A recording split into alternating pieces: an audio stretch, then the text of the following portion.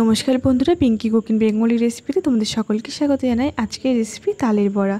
বন্ধুরা, ঘরে থাকা উপকরণ দিয়েই কিন্তু খুব সহজভাবে আজকে তোমাদের সঙ্গে তালের বড়ার রেসিপি শেয়ার করছি। দেখো বন্ধুরা, তালের বড়াটা কতটা সুন্দর হয়েছে।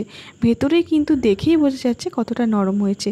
ভেতরটা যেমন নরম, বাইরেটাও কিন্তু তেমনই মুচমুচে। তালের বড়ার জন্য এখানে আমি 4খানা তাল নিয়ে নিয়েছি। 3টে তাল দিয়ে আমি বড়া বানাবো আর একটা রেখে দেবো।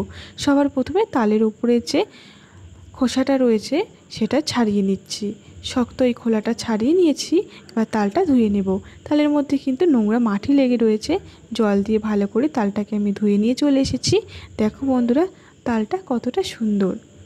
কালো তাল কিন্তু বন্ধুরা বেশি ভালো লাগে খেতে। এই তালের খোলাগুলোকে এবার আমি ছাড়িয়ে নেব। একটা থালার মধ্যে নিয়ে নিয়েছে মা। এবার মা এই খোলাগুলোকে ছাড়িয়ে দিচ্ছে। বন্ধুরা, এখানে আমি 3খানা তাল নিয়ে নিয়েছি।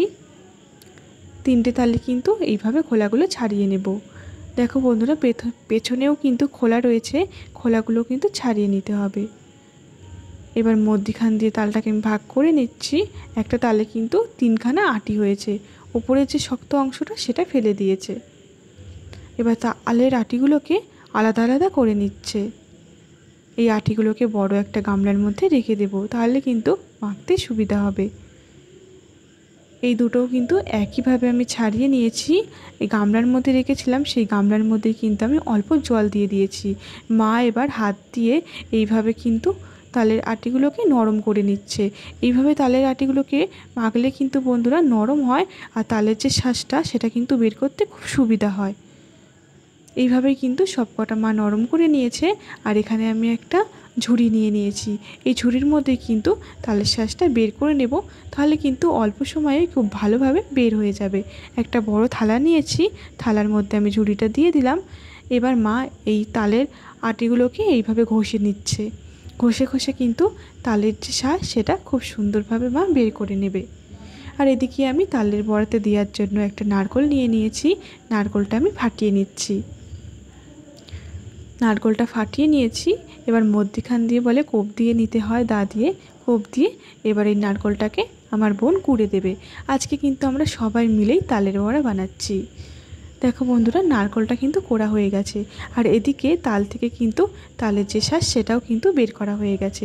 বড় একটা গামলার মধ্যে নিয়ে নিয়েছি যাতে মাখতে সুবিধা হয়। 3টে তালের শাঁসই কিন্তু বের করা হয়ে গেছে।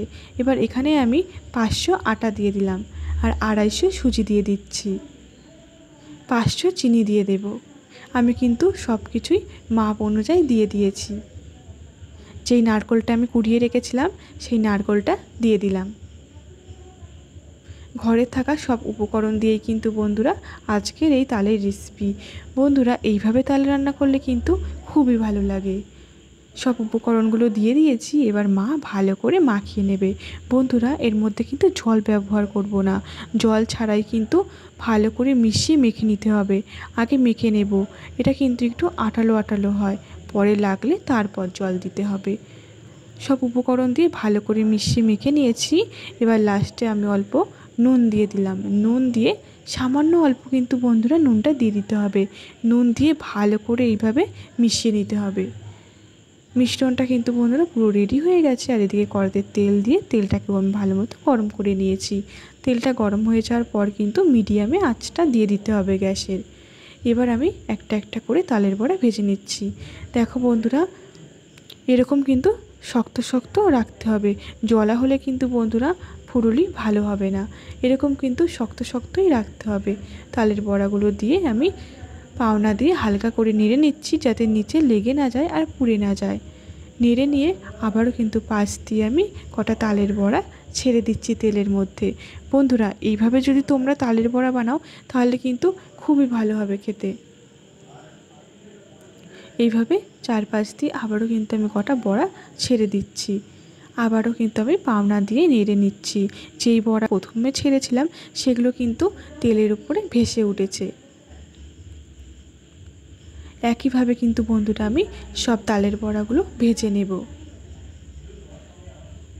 যেগুলো প্রথমে দিয়েছিলাম সেগুলো কিন্তু লাল লাল হয়ে গেছে। এবার আমি তুলে নিচ্ছি। প্রথমেরগুলো বেছে বেছে আমি তুলে নেব। প্রথমে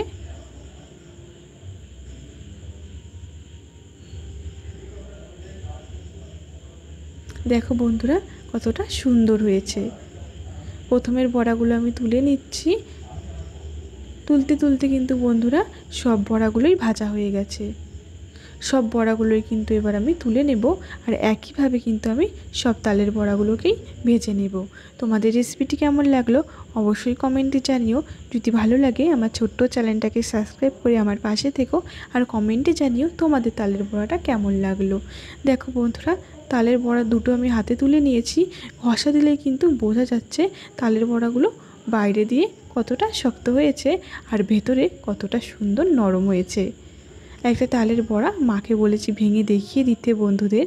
দেখো বন্ধুরা ভেতরটা কত সুন্দর লাগছে আর নারকেল দেওয়ার জন্য কিন্তু আরও বেশি ভালো লাগছে।